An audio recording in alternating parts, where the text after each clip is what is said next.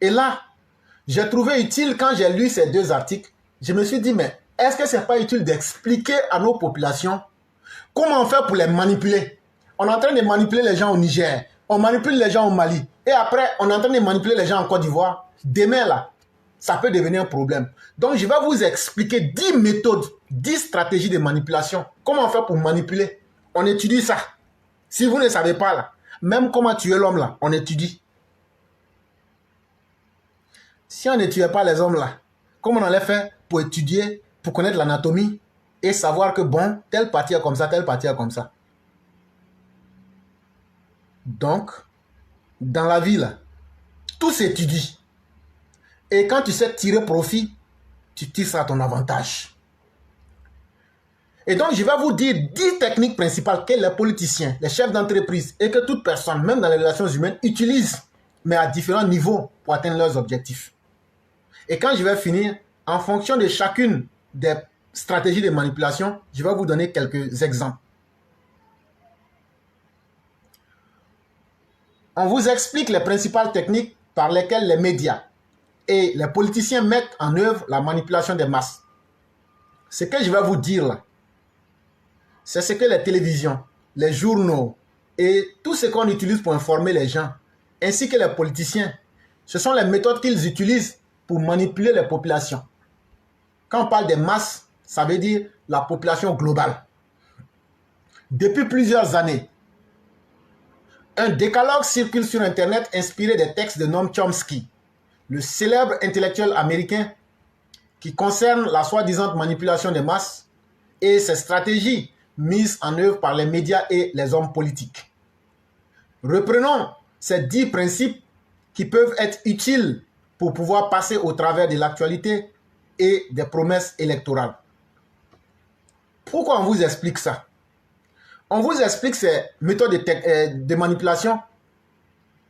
Si vous voulez, vous pouvez devenir manipulateur. Mais ce qui serait intéressant, si on vous explique ça et qu'on explique ça en français simple, c'est pour que quand tu regardes la télé là, tu te dises, ah non, non, non, on comprend ça déjà, non, on sait déjà. Donc tu les laisses dans leur travail.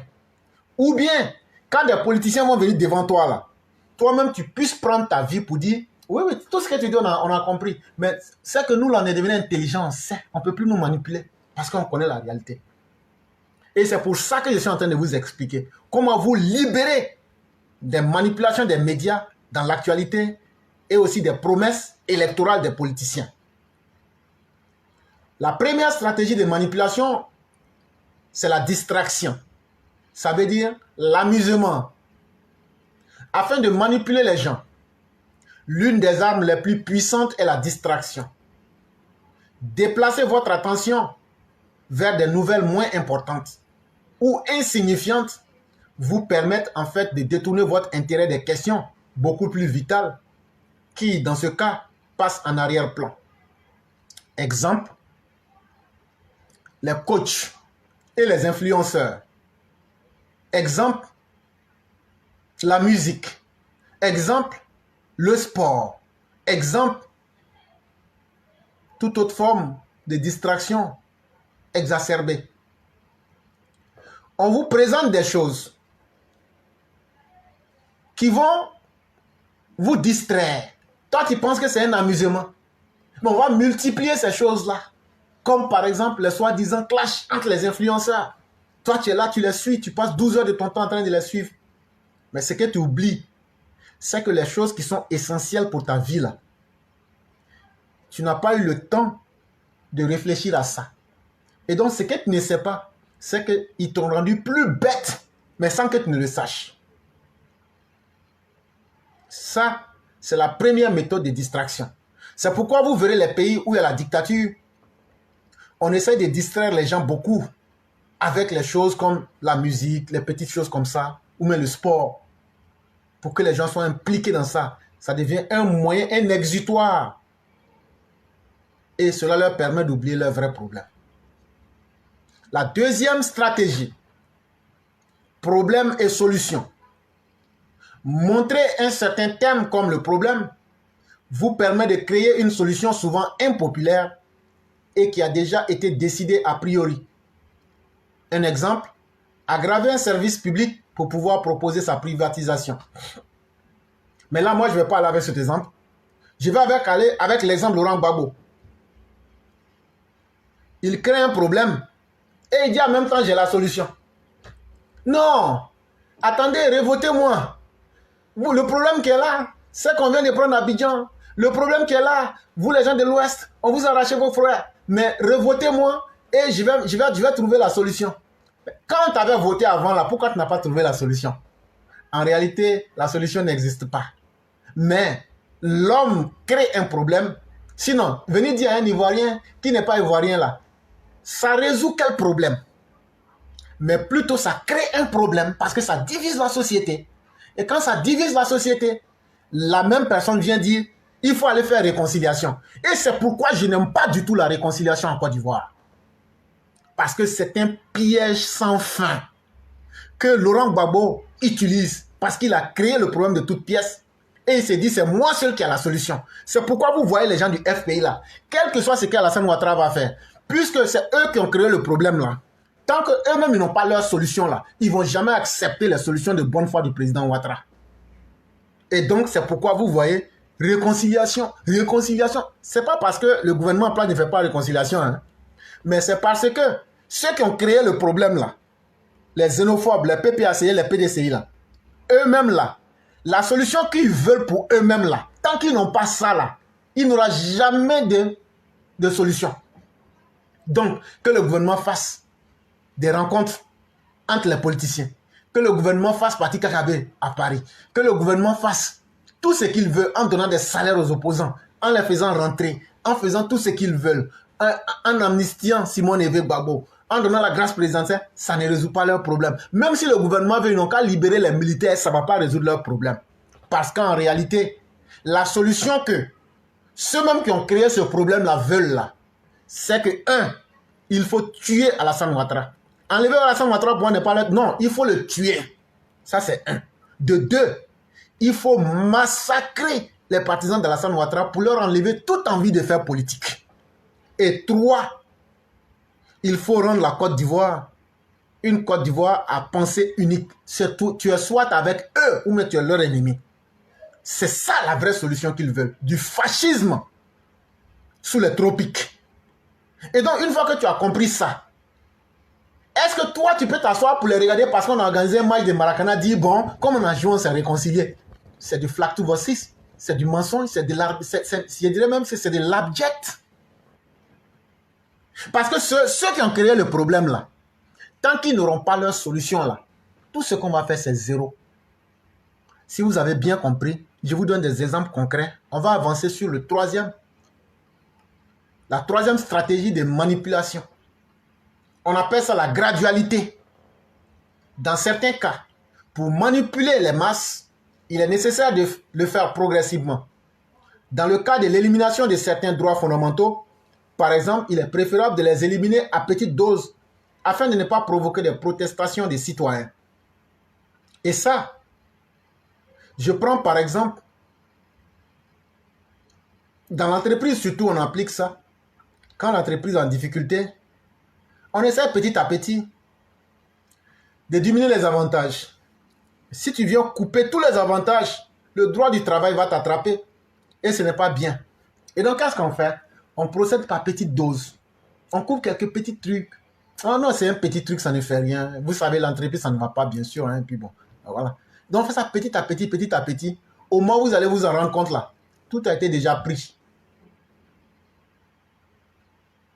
Et là, vous n'avez que vos yeux pour pleurer. Et aussi, comme ce que la Russie est en train de faire en Afrique, vous voyez que la Russie vient petit à petit.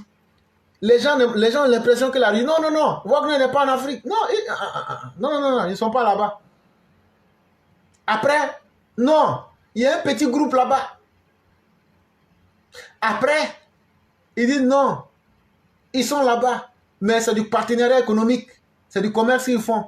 Ils sont là-bas pour garder les présidents là. Petit à petit, ils sont en train de s'installer. Un jour, c'est l'armée officielle russe qui va venir. Là où Wagner se trouve là. Quand les gens du Niger et le Mali vont bien se positionner là, c'est l'armée russe qui va venir se positionner là-bas pour installer des missiles balistiques. Maintenant, la guerre qu'ils n'ont pas pu faire, les armes qu'ils ont décidé qu'entre eux-mêmes, les Blancs, ils ne vont pas lancer sur leur continent. Parce qu'eux, ils ont fait la première et deuxième guerre mondiale dans leur continent. Il faut trouver un continent où on pourra faire la troisième guerre mondiale. Comme on n'avait pas trouvé une bonne place pour faire la troisième guerre mondiale, il fallait trouver les hommes les plus bêtes de la terre, les plus arriérés, les hommes du Cro-Magnon, les hommes du Néandertal, les hommes du Précambrien, les hommes même qui ont connu l'époque de la Pangée. On a trouvé ces spécimens, ces nécromans et ces nécromanciens, ces australopithèques au Mali, au Burkina Faso, au Niger et en Guinée. Et donc, puisqu'on les a réunis maintenant, la Russie va occuper cela avec son armée officielle. Elle a procédé graduellement par une armée de mercenaires. Et aujourd'hui, le terrain est dégagé. C'est l'armée russe qui va s'installer, mettre les missiles. Et là, maintenant, la troisième guerre mondiale peut commencer. Quand la Russie va lancer, ou bien l'Europe va lancer une bombe, la Russie va lancer derrière elle, à partir de l'Afrique. Et donc, les bombes qui seront lancées là, ça va venir en Afrique. C'est une guerre nucléaire que ces idiots de pays-là sont en train de nous enfoncer là-dedans. Mais ils ne savent pas de quoi il est question. Quand ton cerveau là, c'est en liquide et puis ça sort par tes narines là, c'est pourquoi vous les voyez là, chaque fois, vous avez l'impression que leurs nez sont coulants. C'est pourquoi je les appelle nez coulants. C'est leur cerveau qui est dilué dans leur tête là. C'est ça qui coule à petite dose comme ça. Ça coule par dose homéopathique. Regardez bien, les gens du Sahélistan là, pourquoi ils attachent turban? Ils attachent turban parce que leur nez là, ça coule toujours. Mais c'est pas mauvais, hein? C'est leur cerveau qui coule comme ça. Et c'est pourquoi ils sont les hommes les plus bêtes de la planète Terre. C'est eux qu'on peut blaguer. Avec quelques grains de céréales, on va venir installer l'arme nucléaire et puis te bombarder. Mais c'est un choix. Et donc c'est eux qui disent, mais pourquoi vous ne voulez pas faire comme nous? On ne veut pas faire comme vous parce qu'on n'est pas bête comme vous. On ne veut pas faire comme vous parce que personne ne peut nous dicter ce que nous devrons faire. Et fasse Dieu que ça se limite entre eux-mêmes là-bas et que les bénéfices, ils les récoltent. Sinon là, quand tu es au paradis là, tu ne forces pas les gens pour venir. Eux-mêmes, ils savent que ce qu'ils sont dedans là, c'est pas bon. C'est pourquoi ils disent, il faut que tout le monde soit comme nous. Mais tout le monde ne sera pas comme vous parce que tout le monde n'est pas bête comme vous. Donc là, nous, on va rester dans notre sous-préfet ou même dans notre sous-préfecture. On va vivre l'enfer de notre sous-préfecture. Mais nous, on préfère ne pas être dans vos campements de Russes. Dans les campements vodka, nous, on ne veut pas ça. Nous, on va rester dans le campement vin rouge. 4. Différer. Dans le cas de la manipulation, en différant le problème, une certaine réforme intervient, garantissant à court terme, bien que négative pour les citoyens, elle sera positive pour tous. De cette façon, les gens sont moins susceptibles de protester en attendant les avantages. Quand il s'avère que les avantages étaient faux, il sera déjà trop tard et les gens auront pris l'habitude de changer. Vous vous souvenez, je vous avais dit que dans la psychologie, il faut seulement 3 mois. Non, pardon. Je vais 3 semaines. 21 jours. Pour que les neurones du cerveau puissent se réadapter. Quand tu veux créer une nouvelle habitude, là, il faut faire quelque chose pendant 21 jours que tu n'avais pas l'habitude de faire. Au niveau de ton cerveau, là, les neurones s'associent pour créer cette habitude-là. Et donc, dans la stratégie qui consiste à différer les problèmes, on peut par exemple prendre une loi qui est impopulaire. Et là, on peut appliquer 2 stratégies. On peut dire non, ne vous inquiétez pas, ce n'est pas maintenant qu'on va appliquer. Mais on est en train de réfléchir, alors qu'on a déjà voté. Hein? Mais on fait croire aux gens que non. En fait, c'est une mesure qui est impopulaire. Nous, on est d'accord. Mais vous voyez ce qu'on va faire. Ce n'est pas de suite là qu'on va appliquer. Et entre-temps, là, le temps qui est là, peut-être que les choses vont changer, mais laissez ça comme ça. Quand tu fais ça, les gens vont dire, ah, comme ils disent que ce n'est pas maintenant là. Donc, on va attendre de voir. C'est dans attendre, on va voir là. Que tout va changer. Or, on s'est donné le temps pour que vous vous habituiez à ça déjà. On vous avait déjà informé. Donc, quand on va venir vous dire ça une deuxième fois, là, il y a des gens qui vont dire, vous savez, non, passons sur ça comme ça. C'est fini. Donc, on prend cette stratégie-là aussi pour manipuler les masses. 5e stratégie, infantiliser le public. Dans les publicités, les discours politiques, les gens ont souvent tendance à parler aux auditeurs comme s'ils étaient des enfants. De cette façon, le sens critique des personnes qui sont les plus susceptibles d'accepter le message est éliminé. Vous voyez, allez prendre les discours de Laurent Gbagbo. Quand il parle, et non, lui, il fait rire les gens. Laurent, il fait rire. Et puis, lui, il parle comme nous. Son message n'est pas compliqué. Quand il parle, on comprend. Et puis, c'est pour nous faire rire seulement. Mais vous ne savez pas qu'il est en train de vous infantiliser. Quand on dit à un homme, c'est un exemple que je prends. Si j'appelle Cyclone, ou bien j'appelle Binette, et puis je leur parle, et puis je dis, mais vous vous comportez comme des enfants, donc je serai obligé de vous parler comme des enfants. C'est un exemple que je prends. Un homme adulte, quand tu lui dis, tu te comportes comme un enfant, c'est une insulte. Quand tu vas dans un auditoire, où on s'adresse à toi comme un enfant, c'est que toi-même, tu as accepté qu'on t'insulte. Pourquoi tu as accepté? Parce que ce qu'on va te dire là, tu ne vas pas prendre le temps d'analyser, de réfléchir et de savoir ce qu'il a dit là. Est-ce qu'il y a du potent là-dedans? Est-ce qu'il y a du potable là-dedans? Et donc, le meilleur exemple, c'est comme Laurent Gbagbo. Quand il vient pour faire un discours là, non, c'est la route qui est tranchante. Ça rit. Tu vois les gueux avec les gueules cassées être là. Non, non, coudou. La sauvagerie humaine prend le dessus. Non, lui, c'est l'homme du peuple. Quand il parle, on rit seulement. Toi, tu penses que ta vie, là, c'est séance de théâtre. Toi, tu penses que non, la politique, c'est comme du commerce. Ah, tu viens, tu dis, ah, il y a galette. Tu ne peux pas payer. Moi, je suis parti. Il y a l'autre qui est venu. On s'amuse avec ton cerveau. Mais toi, tu penses que ça n'a rien. Que non, c'est de l'amusement. Mais c'est dans l'amusement, là. Il est en train de prendre pour toi. Parce que le moment où il va te rendre compte, là, il t'a dit. Il dit, tu fais tout ça, là. Mais au moment que tu vas le lire, là, pour lui donner le pouvoir, là, c'est fini, lui, il te contrôle. Il a dit ça, mais vous ne comprenez pas. Allez reprendre le discours que Laurent Gbagbo a fait avec les jeunes. Il dit, vous vous amusez, mais une fois que tu donnes ta voix aux politiciens, il t'a déjà capturé. C'est là il t'impose maintenant ce que tu ne voulais pas. Ça aussi, c'est par la distraction du public que Laurent Gbagbo est arrivé au pouvoir. C'est la même chose que Blé Boudé est en train de faire. Il donne l'impression que non, il a changé, alors qu'on sait qu'il n'a pas changé. Il donne l'impression que lui, il est dans les proverbes pour faire rire les gens. Il donne l'impression que lui, il est proche des gens, il est cool. C'est faux. Il cache derrière sa vraie idéologie, qui est un fasciste, un ultranational xénophobe de la pire espèce. Je dirais même un mécréant politique.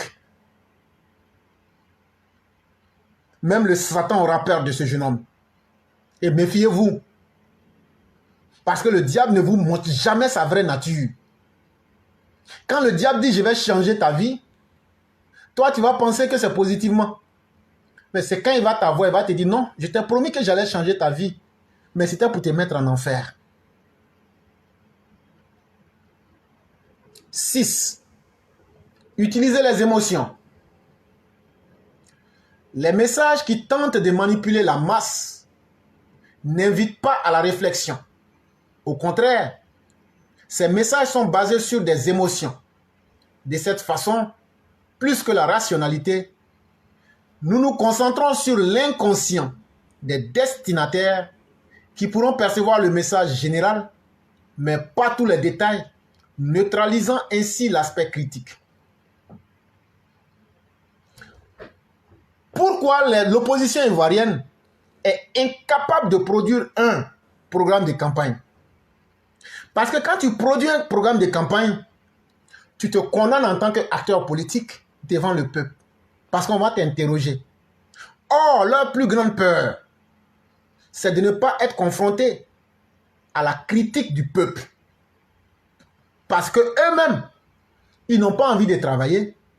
Eux-mêmes, même s'ils veulent travailler, ils n'ont pas les moyens pour travailler parce que personne ne les connaît et ils ne sont pas crédibles, comme Alassane Ouattara. Donc, pourquoi on va se fatiguer pour faire un programme de campagne qu'on ne peut pas appliquer? qu'on ne veut pas appliquer parce qu'on n'a personne et personne ne nous connaît. Donc, qu'est-ce qu'il faut faire? Il faut appeler Odette Lorugnon. Il faut appeler Lida Kwasi. Il faut appeler Kwao Justin. Il faut appeler tous les xénophobes de la République. Vous savez comment on va faire la politique? Si on est incapable de faire un programme de campagne, faisons de la réflexion pour agir sur les populations en touchant leurs sentiments. Ah, tu sais pas que les BT là, ils sont mieux que les Gagous? Ah, tu sais pas que les xénophobes là, ils sont mieux que les lobbies? Tu sais pas que les autres là, c'est nous les vrais Ivoiriens? Le discours général est saisi. On dit qu'il y a les vrais Ivoiriens et les mauvais Ivoiriens. Mais les détails du discours ne sont pas saisis. C'est qu'à partir du moment où on dit qu'il y a les vrais Ivoiriens, notre pays, les étrangers, ceux qui sont venus envahir, comme je l'ai dit, le discours général, c'est qu'il y a d'autres qui sont mieux que d'autres. Mais les détails qu'on ne vous dit pas, c'est qu'il faut éliminer les Kone Katine et autres, c'est qu'il faut éliminer ceux qui sont des envahisseurs. Il faut mettre en mal ceux qui sont des ennemis. Ceux aussi qui sont vos ennemis là, c'est eux qui font que vous ne pouvez pas avoir la prospérité. Voilà le sens des discours xénophobes. Et à la clé, si on arrive au pouvoir, il faut faire un génocide. Et tout ça, on a utilisé l'émotion. Qu'est-ce que les gens, on peut leur dire et puis ça va prendre. C'est très dangereux. Et c'est là que vous allez voir l'être humain qui ne réfléchit plus. Il dit non, on s'en fout. On va casser les goudrons là. On va brûler le pays.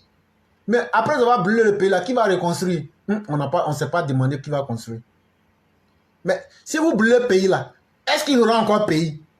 Nous, on n'a pas réfléchi sur ça. On nous a dit seulement de chasser les étrangers. Si on prend le temps d'expliquer tout ça, c'est pour rendre vous la population intelligente. Pour que demain, quand quelqu'un tombe dans ces pièges, vous lui dites, ah, ça c'est le numéro 6, non, on connaît ça. Les gars, passons. Allons ailleurs. La 7e stratégie pour manipuler les masses. Il faut garder le public ignorant. Un public ignorant est le meilleur allié de la manipulation des masses. Pour cette raison, la détérioration du système éducatif est une arme puissante pour contrôler les citoyens. Comment on peut rendre un peuple ignorant? Pour rendre un peuple ignorant, il faut simplement détruire son système éducatif. Et je vous donne 10 ans. Et Laurent Gbagbo l'a bien appliqué. Incapable de vaincre Félix Houphouët-Boigny sur le terrain politique, il va s'incruster dans le corps enseignant. Il commence par le sommet. L'université qui est l'étoile montante. Il détruit l'université en y incrustant des enseignants pour que ces derniers soient détournés de leur première fonction qui est d'enseigner, pour rendre ces personnes-là des militants. Plus militants qu'enseignants, pour casser le niveau académique. Après avoir cassé le niveau académique, pour se protéger et pour protéger les enseignants qu'il utilise, il dit aux élèves, voilà des machettes, voilà la violence en face de vous, devenez des dieux sur le campus. Et ces dieux devenus des véritables dangers. Une fois qu'il vient au pouvoir, il les utilise comme une milice. La FESI. Et ça, parce que en empêchant la population de s'éduquer académiquement et intellectuellement, on lui donne la capacité de devenir ignorant. Or, quand quelqu'un est devenu ignorant, il est très facile de le manipuler. Est-ce que quelqu'un peut dire à un EPV, viens dans mon meeting, je vais te donner 10 000? Mais il y a des gens en Côte d'Ivoire là, même si tu leur donnes 200 francs, il y a un jeune qui a dit, on nous a donné coûte 100 francs, et puis on nous a dit de sortir. Ça veut dire coûte 100 francs. Ça suffit, parce que la dose d'ignorance était telle que... Et ça, pour vous qui avez compris ces stratégies-là, ça devient bizarre, mais c'est une réalité. Un ignorant, ça veut dire il ne sait même pas où il va. Il ne sait pas ce qu'il fait. Il ne sait pas ce qu'on fait contre lui ou ce qu'on fait pour lui. Il est dedans seulement.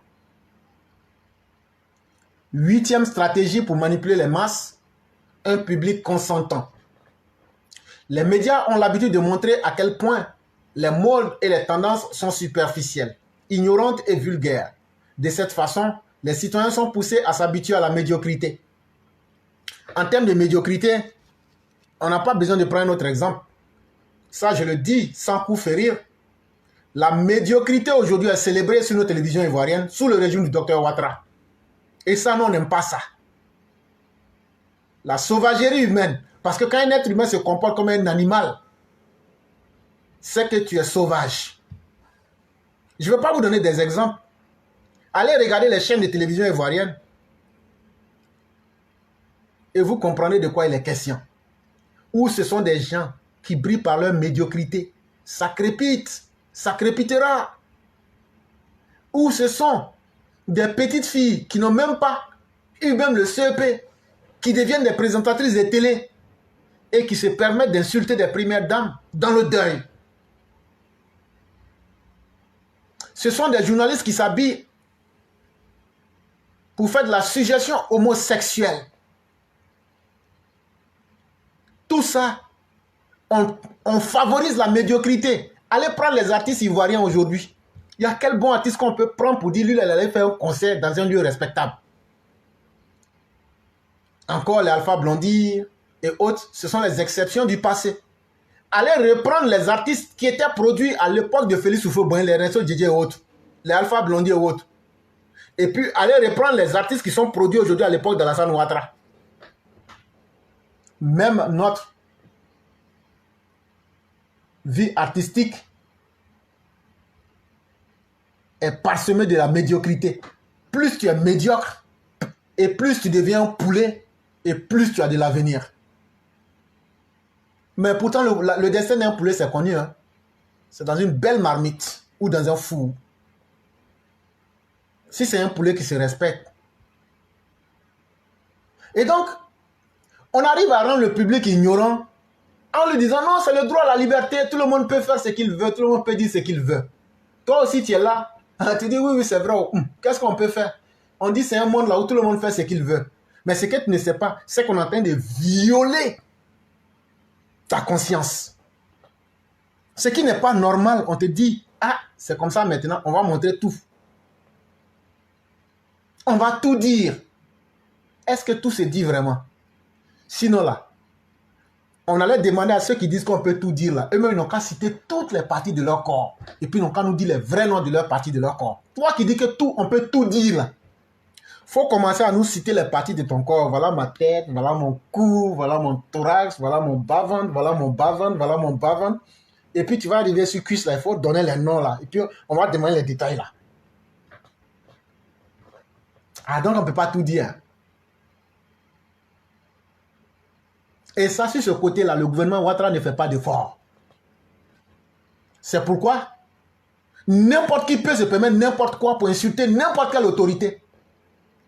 Mais après, quand les gens insultent, comme si ceux qu'ils ont insultés, eux n'ont pas de partisans, quand des comme moi sortent pour réagir, ah non, dans cette directe, elle insulte. Frère, je t'ai pas dit de venir ici. Frère, tu n'as pas d'abonnement avec moi. Il faut quitter. De la même manière que tu as insulté Ouattara là, il faut savoir que moi je suis partisan de Ouattara là. Je n'ai pas signé un doctorat pour être partisan de Ouattara. Donc là, je vais, de la manière que tu as insulté là, je vais insulter ta maman avec tes grands-parents comme ça aussi. Et puis sauvagement. Pour te montrer que l'école de la sauvagerie là, on ne passe pas diplôme là-bas. C'est naturel en chacun de nous. Et donc il faut faire beaucoup attention. Les médias là, Facebook, qu'ils appellent même Meta, tout ce que vous connaissez aujourd'hui. Si tu ne sais pas là où tu mets les pieds là, ta petite fille va devenir lesbienne dans ta main. Ton petit garçon de 12 ans va devenir PD dans ta main. À New York, ici même, c'est gâté.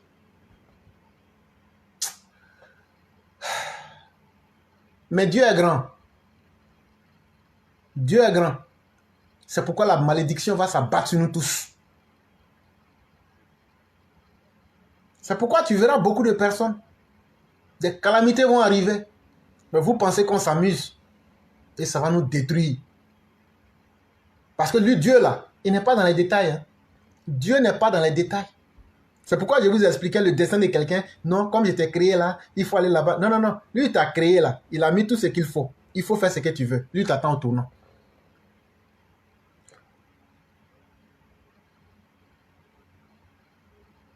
La 9e stratégie. Renforcer le sentiment de culpabilité. Cette stratégie de manipulation des masses a tendance à faire croire aux gens que tous leurs problèmes viennent d'eux-mêmes. Au lieu de se rebeller contre le système, les citoyens penseront qu'ils sont directement responsables de ce qui se passe. Aujourd'hui, je vais vous expliquer ça sous 2 aspects. Tous les problèmes des Africains, c'est la France. Puisque vous êtes liés aux Français, c'est pourquoi vous souffrez. Donc, c'est vous qui êtes le problème. J'ai fait un syllogisme. Vous avez été colonisé par les Français. Donc, vous et les Français, vous êtes des collaborateurs. Donc, si vous souffrez, c'est la France qui vous fait souffrir. Donc, c'est parce que vous êtes avec la France que vous souffrez. Donc, je viens de prendre la victime et de culpabiliser la victime.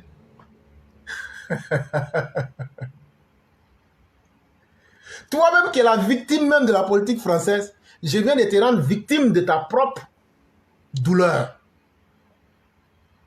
Et une fois qu'on explique ça, les plus bêtes se disent, qu'est-ce qu'on peut faire pour nous libérer? Mais c'est simple, il faut s'attaquer à la France. Et après, il n'y a rien. Non, tu attaques la France et puis après, tous tes problèmes sont réglés.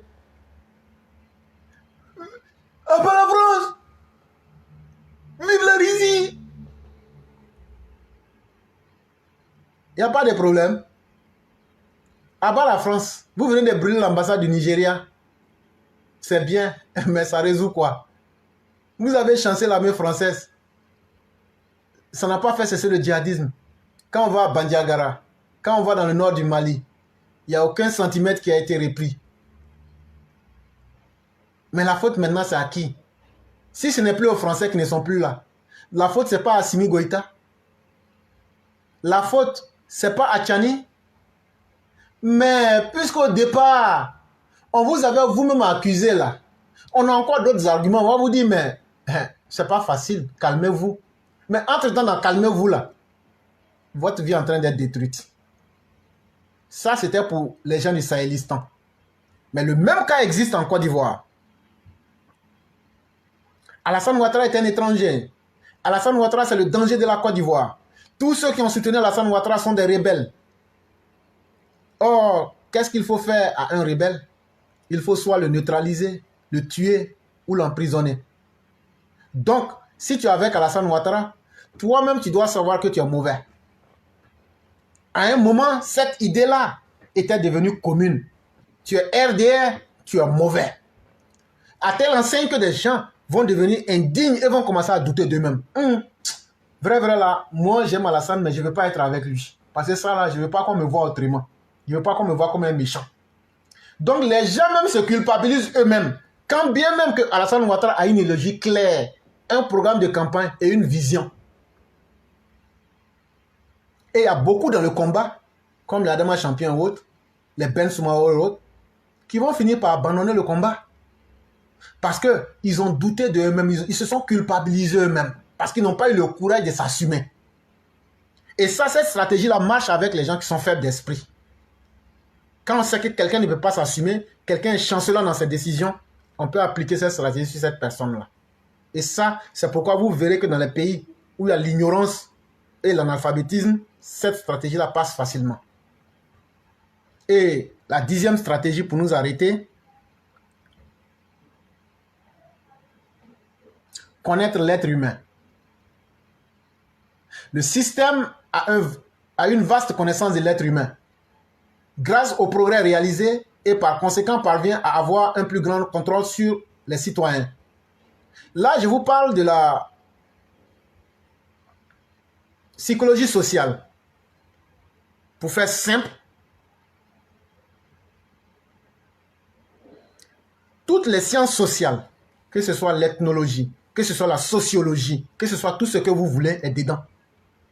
Pourquoi moi je vais aller apprendre à connaître la culture inca, ou bien la culture mandingue, ou bien la culture sénoufo, alors que je ne suis pas un sénoufo? Posez-vous bien la question. Ce n'est pas par amour pour les sénoufos simplement. Je vais apprendre leur culture parce que je veux les connaître. Mais je veux les connaître pourquoi? Parce qu'en les connaissant, en sachant comment ils réfléchissent, je peux anticiper sur les événements. Parce qu'en réalité, je veux le contrôler. Et comme je veux le contrôler, il faut que j'apprenne à savoir comment ils pensent, comment leur culture fonctionne, comment leur tradition fonctionne. Et donc, en fonction de ces aspects-là, je peux les maîtriser et utiliser leur propre culture contre eux pour les contrôler. Et donc, la connaissance de l'être humain dans tous ces aspects-là est très importante. Eh, je viens blanc qui parle sénoufo. Eh, je viens blanc lui parle malin qui parle Yacouba. Eh, le monde là, avant là, eh, c'est nous là on apprenait l'anglais ou autre. Mais maintenant là, eh, même les blancs apprennent nos langues.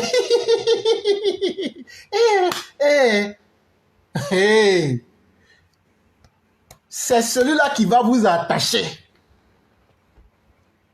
Lui là, qui est de votre camarade là, comme il a appris avec nous là, on lui a donné le code de notre fétiche. Un matin là, c'est lui qui va venir nous attacher avec notre fétiche. Et puis il va nous mettre au musée. Et donc, apprendre à connaître les êtres humains, la première stratégie là, c'est de les savoir écouter. C'est ce que le Christ nous disait. Je crois bien dans... Si ce n'est pas dans les actes, non, c'est dans les psaumes, c'est dans les psaumes. Ça, c'est David. Il dit, heureux le sage qui écoute beaucoup et qui parle peu. L'une des premières stratégies, il faut simplement écouter. Déjà, quand vous savez écouter les gens là, vous capturez leur cerveau. Et quand la personne même parle là, avant qu'elle ne finisse là, toi-même, le mot même que la personne veut dire là, tu dis le mot. Ça veut dire que tu contrôles déjà la personne dans sa pensée. Or, quand tu contrôles la pensée de quelqu'un, tu contrôles son corps. Et on peut aller plus loin dans cette science-là, au point même de prévoir le comportement des Africains.